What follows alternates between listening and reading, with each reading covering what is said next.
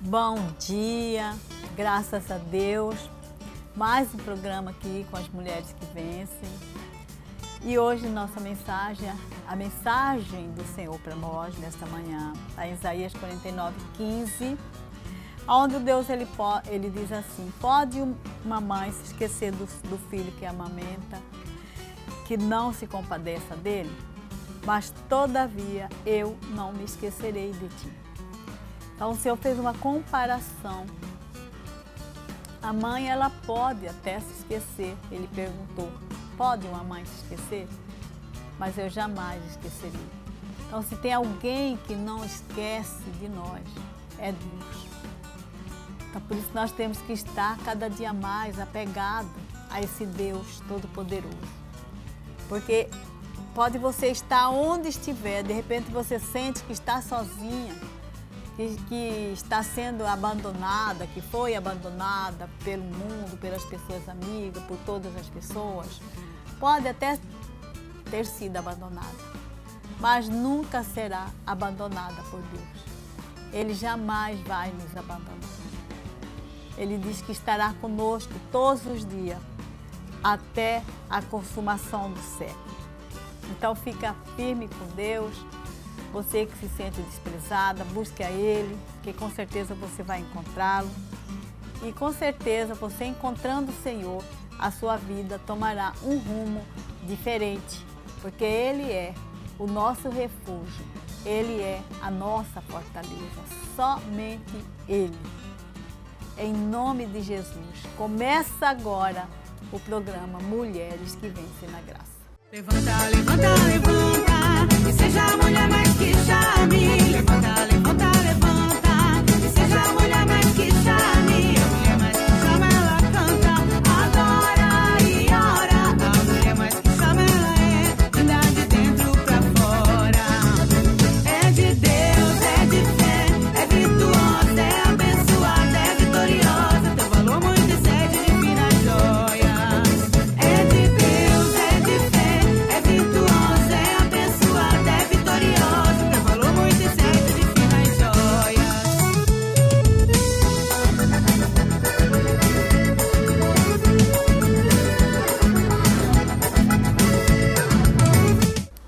Bem, quero falar para vocês assistir o nosso programa no canal da Rede Cuiabá no YouTube. Você pode pegar lá, fazer sua inscrição, se inscrever ali, para vocês acompanhar o programa Mulheres que Vencem na Graça de Deus, né? No canal da Rede Cuiabá. Nós vamos agora apresentar para vocês um quadro novo que já apresentamos na semana passada, que é Gostar de Correr com Rogério Voltan. Assista aí, confira.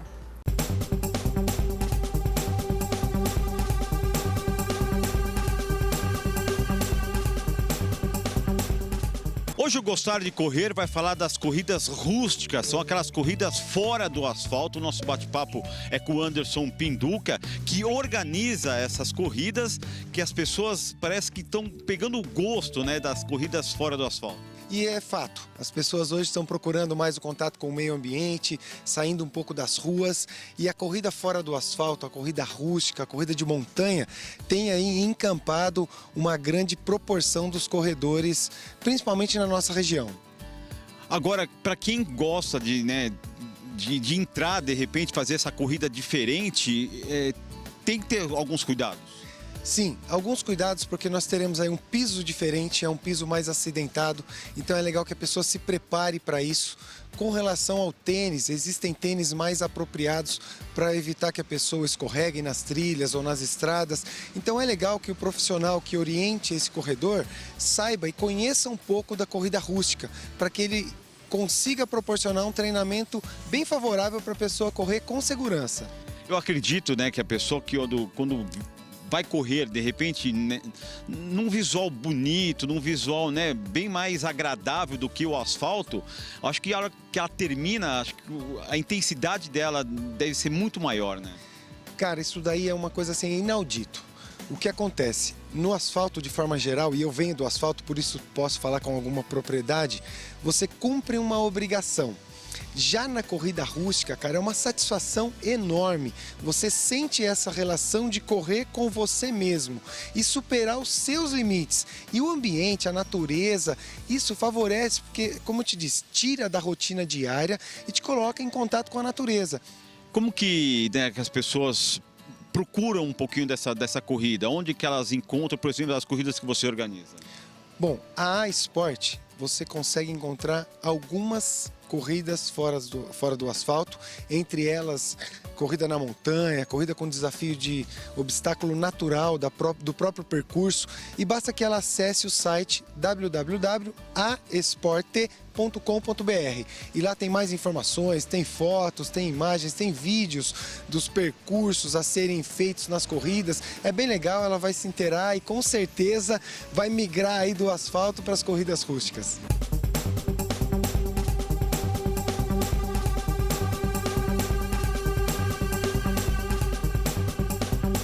Vocês viram aí esse quadro bem interessante, um quadro muito bom. Através dele você vai saber, né? Você fica sabendo quais as pessoas que podem correr, porque é bom, mas tem aquelas restrições que nós temos que acompanhar. Nós vamos agora para o intervalo e já estamos de volta com o programa Mulheres que Vencem.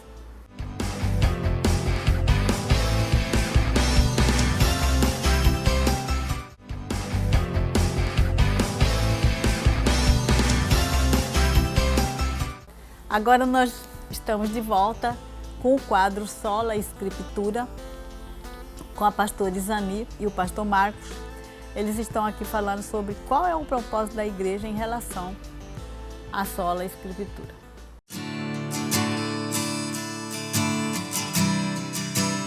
Bom dia, amigos! Olha nós aqui de novo, eu e o pastor Marcos César Pereira, no programa das Mulheres que Vencem na Graça de Deus, no quadro Sola Escritura, né? Bom dia, pastor Marcos. Bom dia, pastor, e a todos que nos assistem nessa manhã.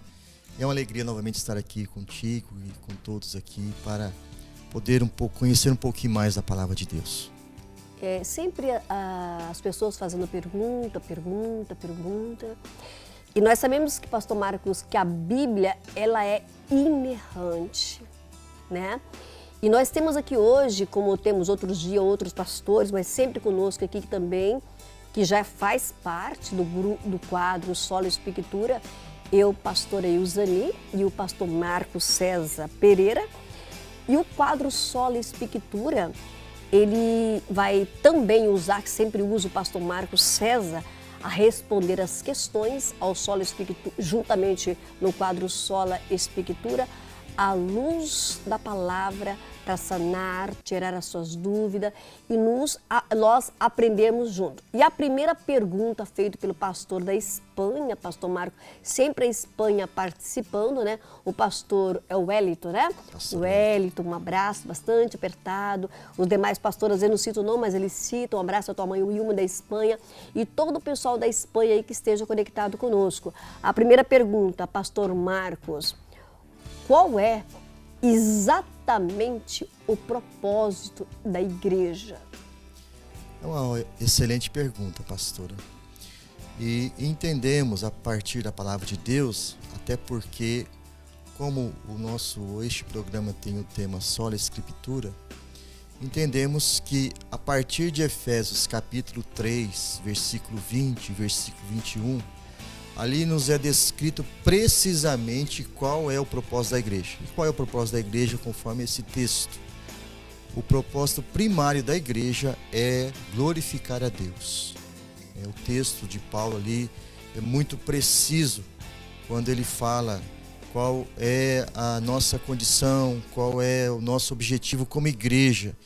Entendendo que igreja, pastora, ela nos é formatada de duas formas. A primeira é a igreja organismo, que é a igreja de Cristo, né?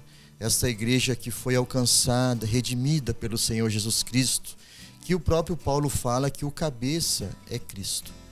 E essa igreja organismo, ela em segundo lugar se torna uma igreja organização, que aí são as várias denominações evangélicas, denominações que têm a palavra de Deus como regra de fé, prática e governo. Então essas denominações é a igreja organização. E é claro que, independente de ser organismo ou organização, o objetivo primário é glorificar a Deus. E depois, é claro, vem o segundo pilar, que é a evangelização, conforme Jesus disse no livro de Marcos, capítulo 16, versículo 15, que é pregar o evangelho a toda criatura. Então esse é o propósito primário da igreja, pastor. E tomara que todas as igrejas, como o senhor disse, duas igrejas, o que mesmo para que possa Primeira a igreja organismo, que é a igreja viva, que está em todas as partes do mundo, né? Isso. São as pessoas que foram alcançadas e redimidas por Jesus Cristo. E essa igreja organismo, ela se reúne na igreja, que é uma organização, que é necessário, né? Toda igreja precisa dessa organização para gerir a igreja, para direcionar como devem ser feitos os trabalhos assim afora. Isso mesmo. E que essa igreja, o organismo, né, também através do quadro Sola Escritura, que todos nós venhamos aprender para que nós possamos, né, resplandecer a glória de Deus, né, Pastor Marcos? Exatamente. Então, a segunda pergunta, Pastor Marcos, é necessário fazer parte de uma denominação local? É uma pergunta, até já se criou um grupo agora chamado Desigrejados. Ixi. Já tem esse grupo aí pelo Brasil, mundo afora, que entendem que não precisam fazer parte de uma organização. Eu fico assistindo e vendo ou lendo essas reportagens, e aí eu vou na palavra de Deus, que é o nosso plumo, é a palavra de Deus.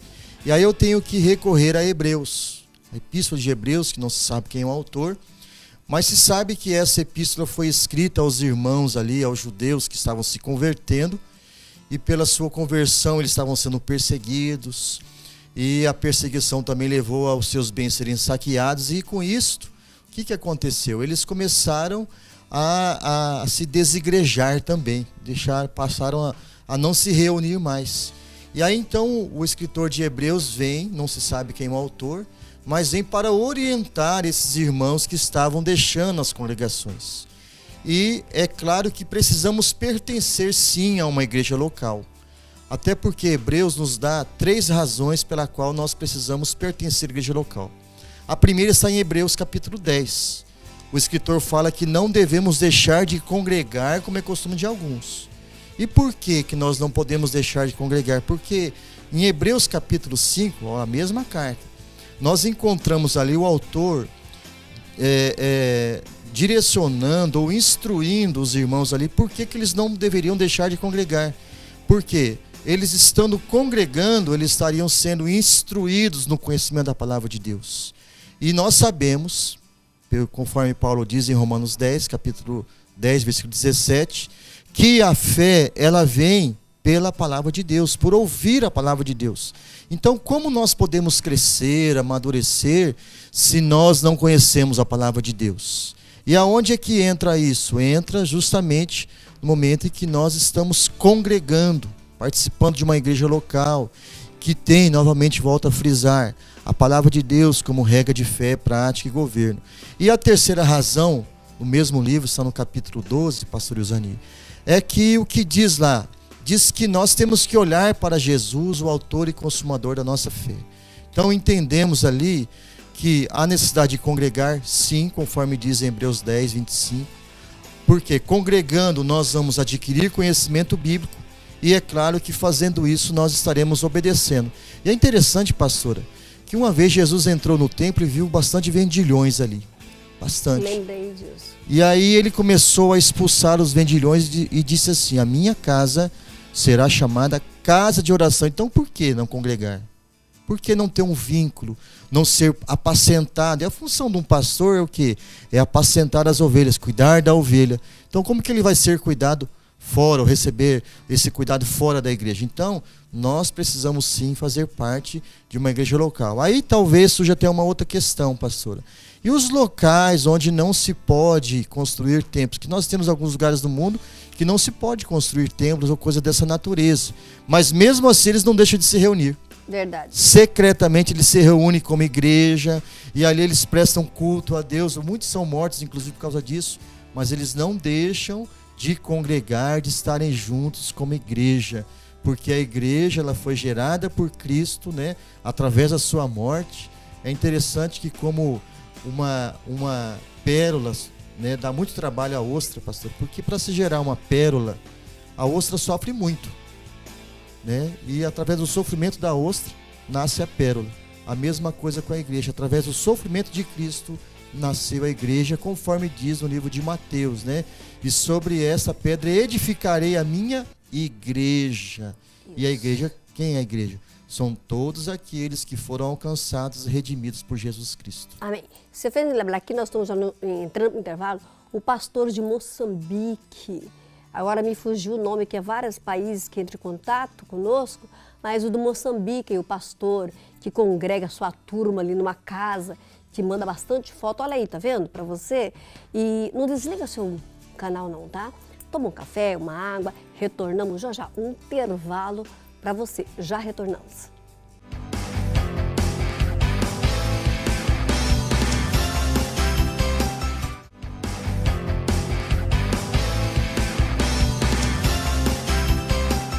Aqui de volta no programa, no quadro, né, Sola Escritura, respondendo, né, perguntas que com certeza vamos adquirir conhecimento, sanar as nossas dúvidas e tornar cidadãos eleitos para o reino dos céus. Vamos lá para a terceira pergunta. Pastor Marcos, qual o papel da igreja ante aos problemas sociais que afligem o mundo? Bom, nós temos que recorrer, pastor, às institutas de Calvino, que todas elas, né, foram embasadas na Bíblia.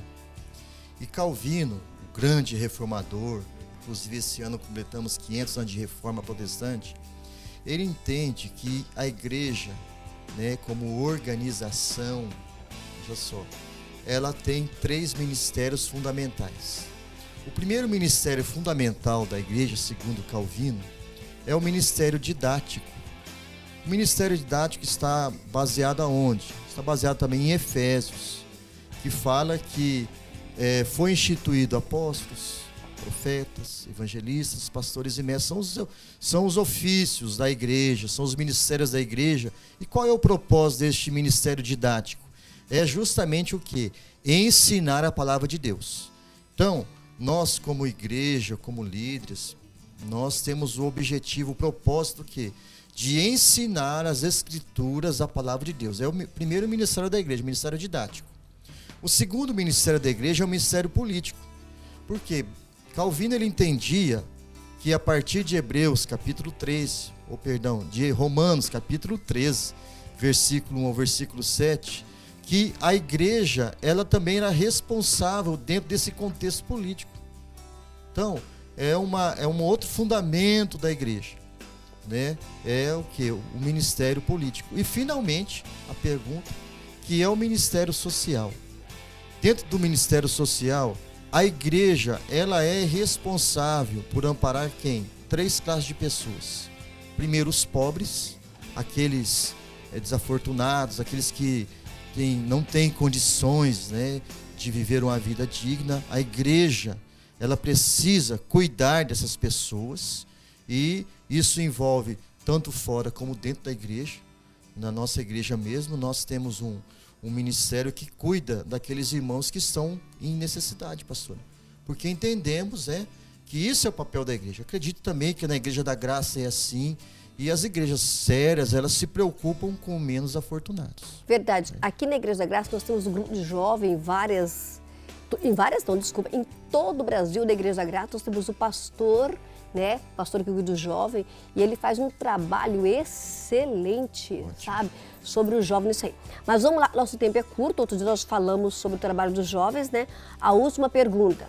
Pastor Marcos, dentro do contexto eclesiástico, quais os cuidados que devemos tomar para se evitar erros no púlpito? Olha aí, pastores, mais ou menos uns 10 pastores me fez essa pergunta. É para você, é para nós, agora. É uma boa pergunta, pastora, porque eu tenho me preocupado muito com aquilo que eu tenho visto assistido, porque eu assisto muita mensagem no YouTube, né? Eu gosto de ouvir os colegas pregando, e a gente tem visto muitas peripécias no púlpito. A gente tem percebido aí pregadores ou pastores que têm usado de certos artifícios que são verdadeiros artifícios, são até bizarros, né? Se vestem das fantasias mais, né, para chamar a atenção, o que é muito triste, porque no século retrasado houve um pregador que disse, pastor Euseni, que chegaria dias que alguns pastores eles ficariam mais preocupados em entreter do que em ensinar. E nós estamos chegando no dia em que há verdadeiros picadeiros, até eu reluto dizer isso, ou rebaixar a questão do púlpito, pastora, porque nós não podemos comparar eles aos picadeiros aí, que tem pessoas que nos alegam, mas homens, né, que sobem aos púlpitos usando das mais variadas formas e artifícios para atrair a atenção do ouvinte. E eu fico preocupado com isso, pastora, porque alguém disse também no passado que se há erro na igreja, o problema está nos púlpitos. O pecado está nos púlpitos, porque onde a palavra de Deus não é ensinada com clareza, onde a palavra de Deus não está sendo temida, porque isso tudo se resume a uma coisa só para mim, pastor. Isso é falta de temor a Deus. Por que que em outras épocas, eu acompanhei uma parte dessas épocas, que eu sou dessas outras épocas, não se precisava usar desses artifícios para atrair a atenção do ouvinte. E hoje se usa aí todo tipo de artifício, né, para atrair a atenção do ouvinte, para que eles prestem atenção na palavra de Deus. Onde está o erro? O erro não está nele, o erro está nos púlpitos. Algumas coisas têm que ser revistas. A começar, é claro, pela vida daqueles que estão ministrando a palavra de Deus. Porque é necessário haver temor. Porque havendo temor no púlpito, haverá temor na igreja também, pastor. Então eu fico preocupado e ao mesmo tempo eu sei que isso é um cumprimento da palavra de Deus, porque haveria dias que não suportariam a sã doutrina, conforme Paulo diz a Timóteo, mas infelizmente é uma realidade que nós estamos nos deparando e temos que orientar os que estão chegando para que eles não incorram também nesse erro de querer usar todo tipo de artifício para atrair a atenção do povo. Pregue a palavra.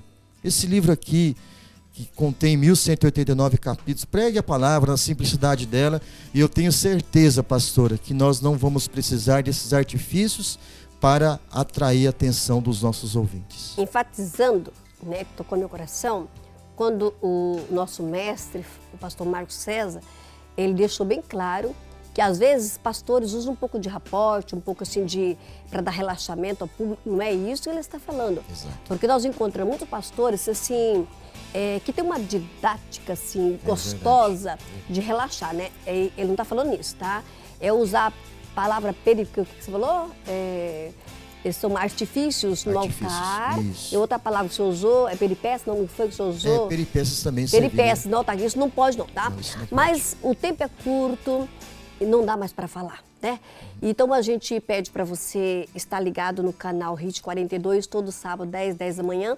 E eu não vou aqui pedir o pastor Marcos para dar suas considerações finais, não, sabe por quê? Porque eu encerro ele, jamais nós vamos encerrar com ele. Ele vai estar também sempre conosco aqui no quadro das Mulheres que Vencem, né, pastor Marcos? Até sábado, tchau para todos, né, pastor Marcos? Exatamente. Até sábado que vem, nós agradecemos e fica ligadinho que com certeza ótimos quadros vem aí no programa das Mulheres que Vencem.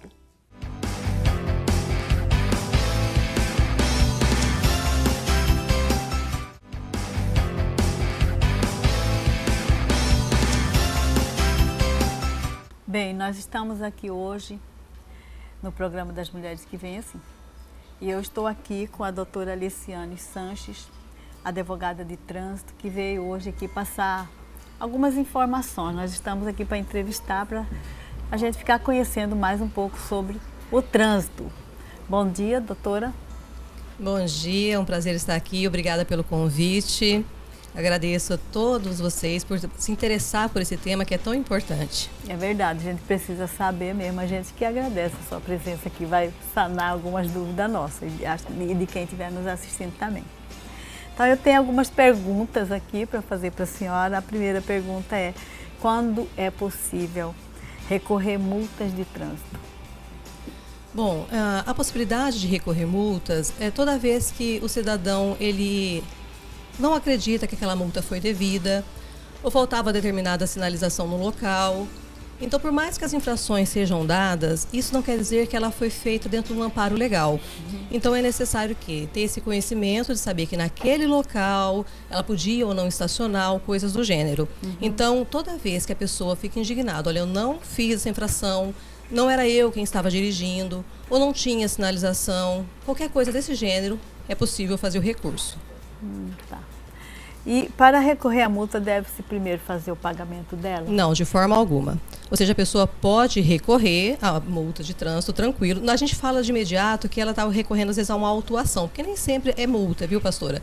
Porque, às vezes, acontece o quê? Em primeiro momento, a pessoa é autuada e ainda não é uma multa. Né? Exatamente, não é uma multa ainda. A multa ela vai ser a partir do momento que passaram-se os prazos de recurso e a pessoa ficou inerte, ficou parada. Aí aquilo que era uma autuação transforma-se em uma multa, ou seja, que é a questão já do valor pecuniário, é o pagamento mesmo. Mas tanto na notificação quanto na penalidade é possível fazer o recurso. Quais são os pontos que são atribuídos na carteira de habilitação? Então, ou seja, nós sabemos que uma somatória de pontos pode gerar uma suspensão, né? Então, hoje nós temos equivalência a 3 pontos, a 4, a 5 e a 7, por infração média, leve, grave ou gravíssima.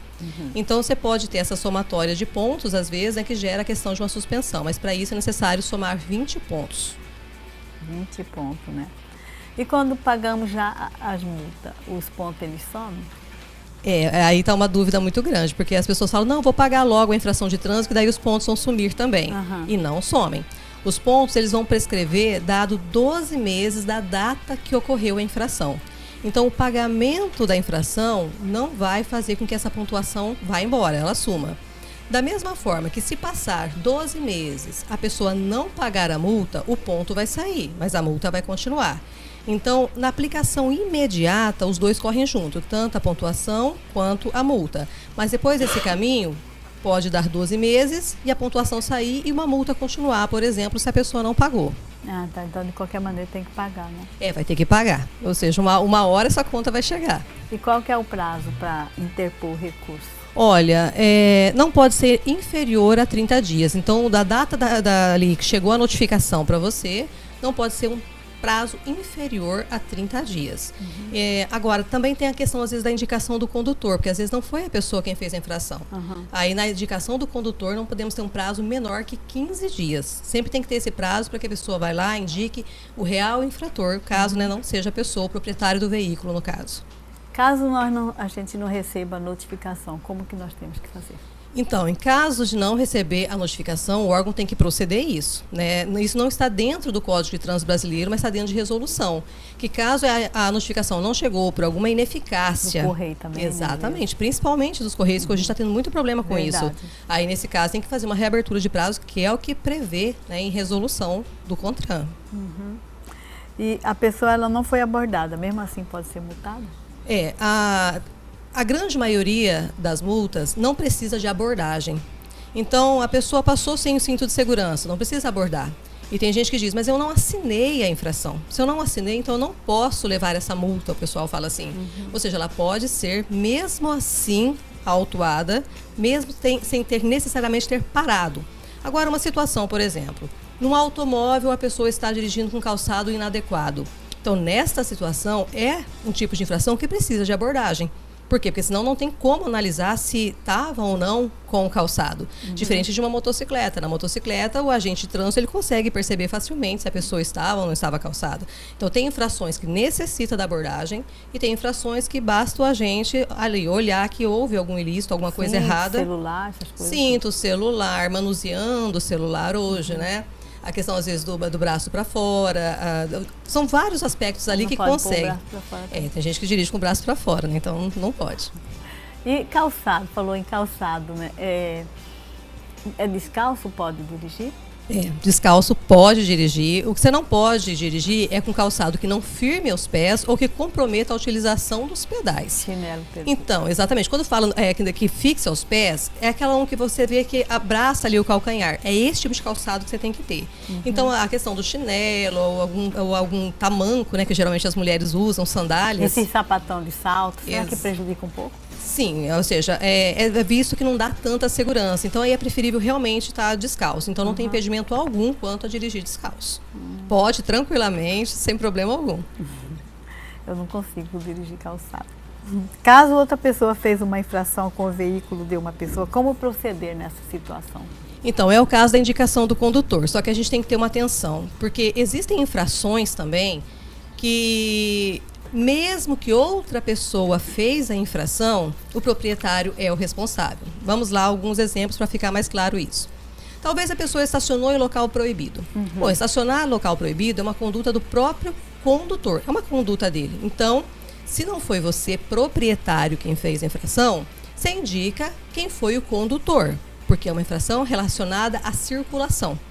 Agora, se, por exemplo, o agente identificou que existe falta de equipamento obrigatório, se falta equipamento obrigatório, por mais que terceira pessoa esteja dirigindo, é direcionada a pontuação para o proprietário. Por quê? Porque já está direcionado na lei que, quando a infração for relativa à condição do veículo, conservação do veículo, mesmo que terceiro esteja dirigindo, continua sendo de responsabilidade do proprietário.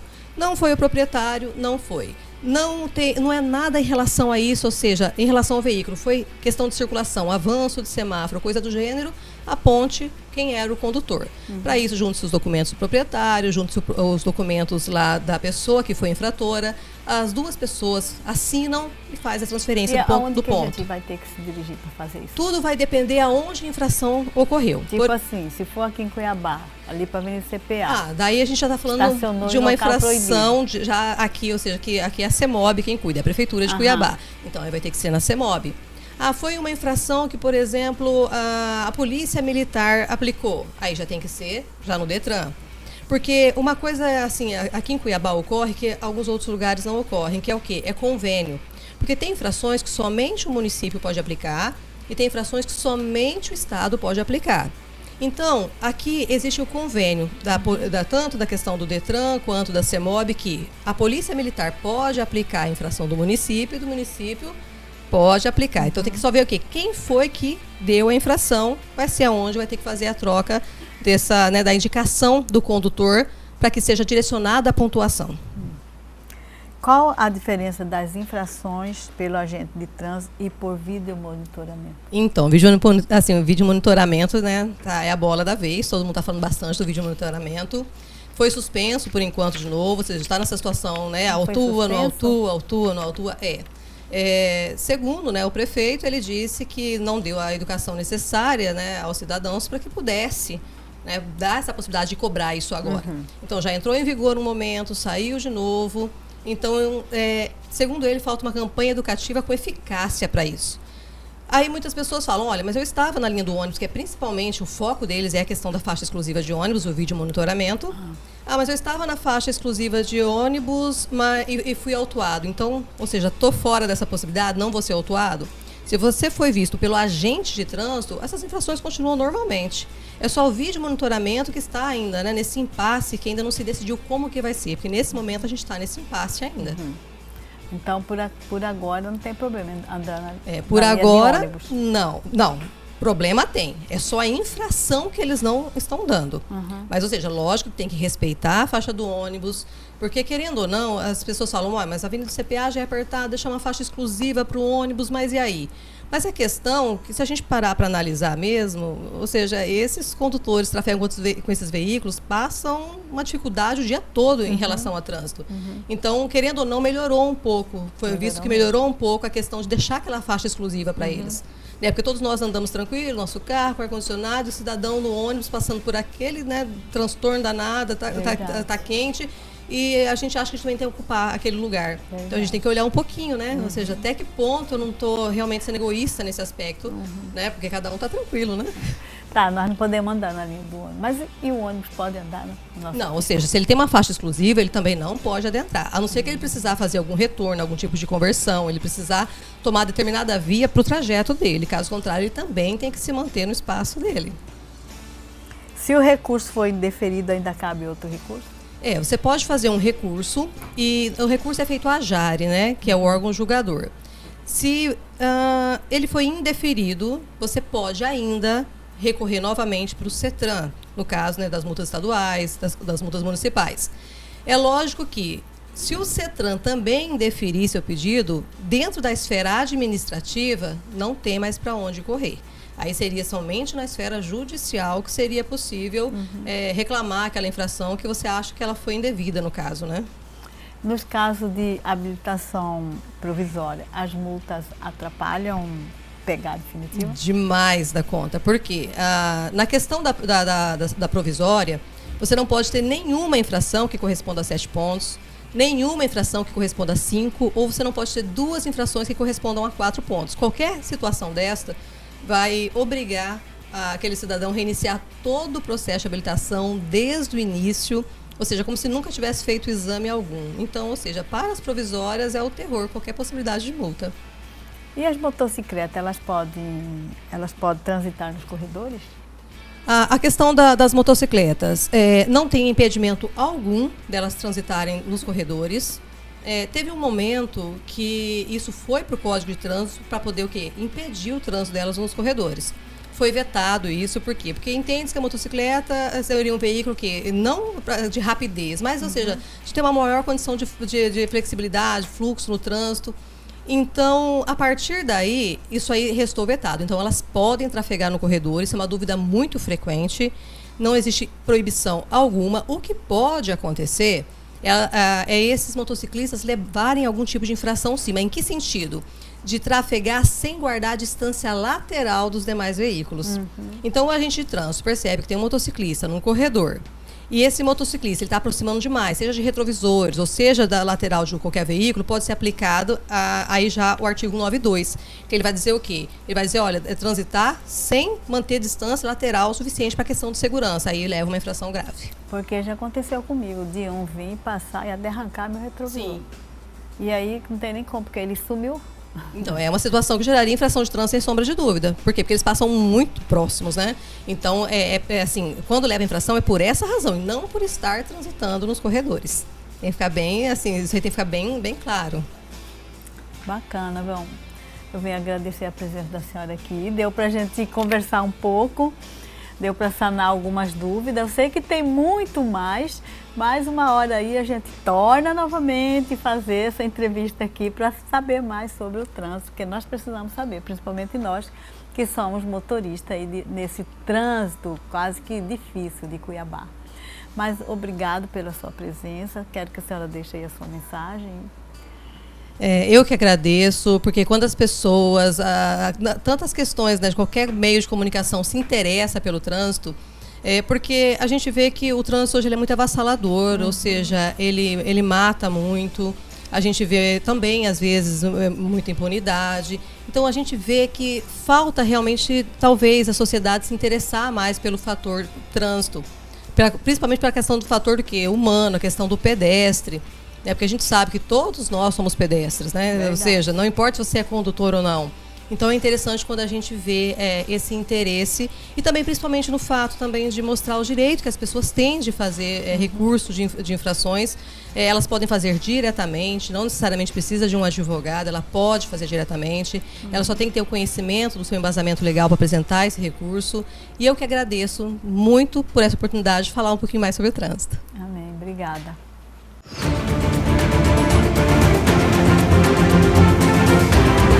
Vem aí, mais uma caravana da Igreja da Graça a Israel.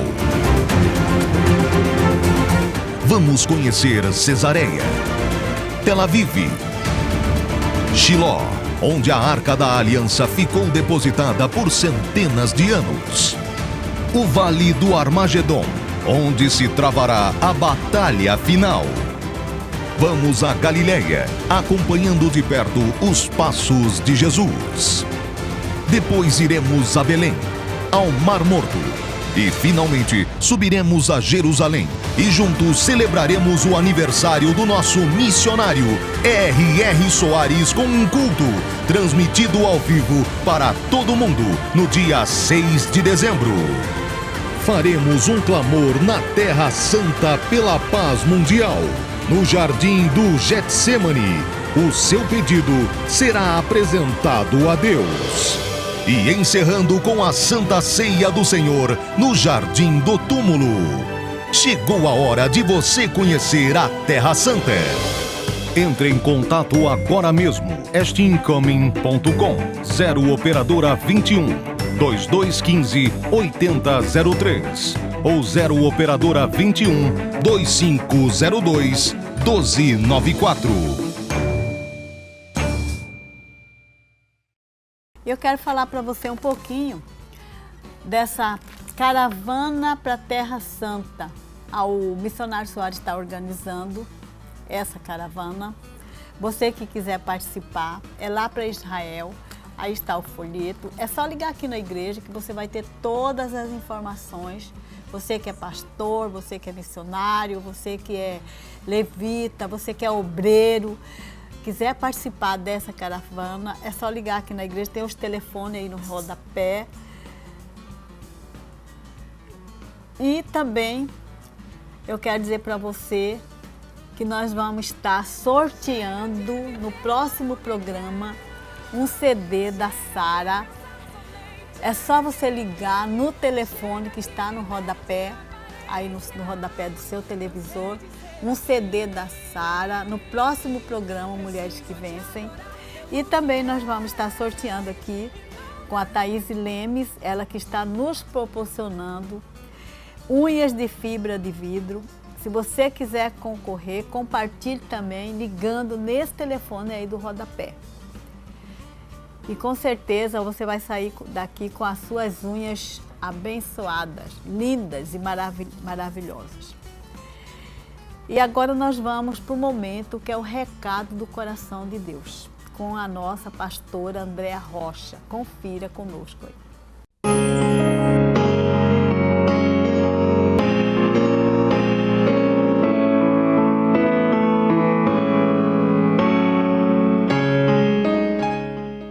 Você se lembra de como você se sentiu no dia do seu casamento? Sem dúvida, o seu coração estava cheio de esperança, promessas e sonhos de uma união perfeita. Mas depois, com o passar do tempo, como todos os casais, vocês se depararam com a vida real. É hora de reconquistar o seu cônjuge, reacender o romance em seu relacionamento e experimentar níveis de amor, comprometimento e intimidade muito além do que você já sonhou. Nesse livro que vamos estudar, os seus autores vão revelar para cada um de nós os 6 segredos que vão ajudar você e o seu cônjuge a recriarem o casamento com o qual vocês sempre sonharam, alicerçando um amor para toda a vida. Vários casais se conformam com um relacionamento cansado, um relacionamento distante. Eles aceitam para si mesmos que a lua de mel acabou há muito tempo, considerando natural a convivência apática que eles levam. O interessante é que muitos estão condicionados a se afastar com o passar dos anos de casados, mas isso não significa que as pessoas gostam do sentimento de distanciamento. Porém, a maioria dos casais se acomodou com essa situação sem entender como chegaram a ela ou achando impossível recuperar o casamento dos sonhos. É fundamental reverter o rumo dessa situação se o seu casamento chegou a esse nível de afastamento.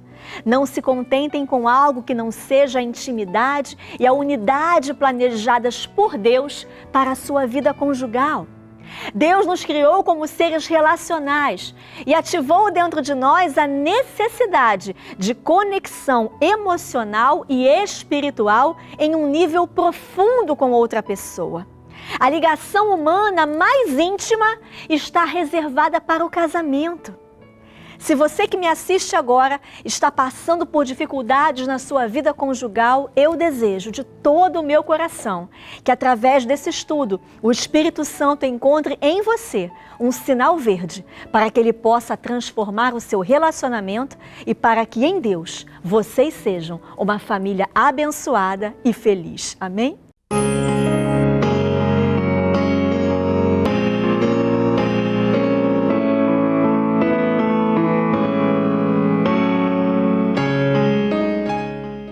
Amém, graças a Deus. Encerramos o programa nessa manhã. Eu quero agradecer a Deus mesmo, agradeço, porque não é fácil estar aqui não. Se Deus não dá força, a gente não consegue. E por Ele ter nos proporcionado esse programa, porque é graças a Ele que nós temos esse programa. Agradeço ao pastor Anderson, que tem nos permitido estar aqui também. Agradeço a toda a produção, que tem toda a paciência de nos tolerar aqui todas as terças-feiras. E a você que nos assiste todas as manhãs de sábado no canal 42, a RIT, a partir das 10h10 da manhã até as 11h10. Nós estamos aí ligadinho com vocês, sempre com umas informações muito interessantes. Fique sempre ligado conosco nesse horário, que você não vai se arrepender. E não deixando também de convidar vocês a estarem conosco hoje, lá no CPA 4, na reunião das mulheres que vencem. Nós estaremos ali ministrando uma palavra abençoada de Deus com o tema Nasci para vencer, vou triunfar. Você que quer triunfar na vida, esteja lá conosco a partir das 19 horas, em nome de Jesus. E até o bom dia, graças a Deus. Mais um programa aqui com as mulheres que vencem. E hoje nossa mensagem, a mensagem do Senhor para nós nesta manhã, está em Isaías 49:15, onde Deus ele diz assim: pode uma mãe se esquecer do filho que amamenta, que não se compadeça dele? Mas todavia eu não me esquecerei de ti. Então o Senhor fez uma comparação. A mãe, ela pode até se esquecer. Ele perguntou, pode uma mãe se esquecer? Mas eu jamais esquecerei. Então, se tem alguém que não esquece de nós, é Deus. Então, por isso nós temos que estar cada dia mais apegado a esse Deus Todo-Poderoso. Porque pode você estar onde estiver, de repente você sente que está sozinha, que está sendo abandonada, que foi abandonada pelo mundo, pelas pessoas amigas, por todas as pessoas. Pode até ter sido abandonada, mas nunca será abandonada por Deus. Ele jamais vai nos abandonar. Ele diz que estará conosco todos os dias, até a consumação do século. Então fica firme com Deus. Você que se sente desprezada, busque a Ele, que com certeza você vai encontrá-lo. E com certeza você encontrando o Senhor, a sua vida tomará um rumo diferente, porque Ele é o nosso refúgio, Ele é a nossa fortaleza, somente Ele. Em nome de Jesus, começa agora o programa Mulheres que Vencem na Graça.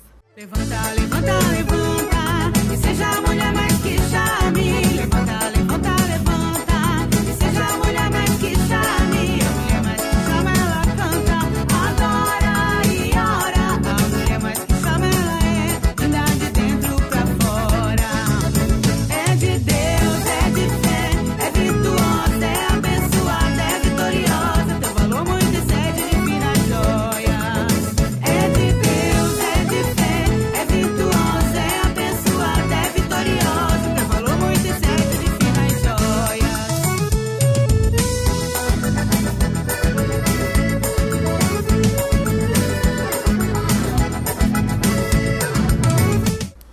Bem, quero falar para vocês assistir o nosso programa no canal da RIT Cuiabá no YouTube. Você pode pegar lá, fazer sua inscrição, se inscrever ali, para vocês acompanhar o programa Mulheres que Vencem na Graça de Deus, né? No canal da RIT Cuiabá.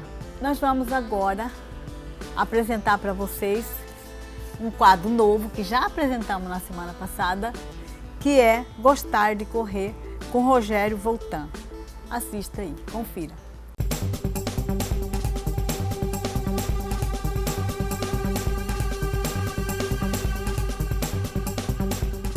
Hoje o Gostar de Correr vai falar das corridas rústicas, são aquelas corridas fora do asfalto. O nosso bate-papo é com o Anderson Pinduca, que organiza essas corridas, que as pessoas parece que estão pegando o gosto, né, das corridas fora do asfalto. E é fato, as pessoas hoje estão procurando mais o contato com o meio ambiente, saindo um pouco das ruas, e a corrida fora do asfalto, a corrida rústica, a corrida de montanha, tem aí encampado uma grande proporção dos corredores, principalmente na nossa região.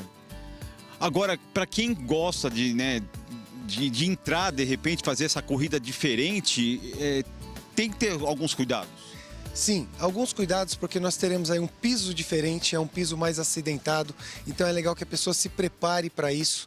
Com relação ao tênis, existem tênis mais apropriados para evitar que a pessoa escorregue nas trilhas ou nas estradas. Então é legal que o profissional que oriente esse corredor saiba e conheça um pouco da corrida rústica, para que ele consiga proporcionar um treinamento bem favorável para a pessoa correr com segurança. Eu acredito, né, que a pessoa que quando vai correr, de repente, né, num visual bonito, num visual, né, bem mais agradável do que o asfalto, acho que a hora que ela termina, acho que a intensidade dela deve ser muito maior, né? Cara, isso daí é uma coisa assim inaudito. O que acontece? No asfalto, de forma geral, e eu venho do asfalto, por isso posso falar com alguma propriedade, você... Levanta, levanta, e seja a mulher mais que chame. Levanta, levanta.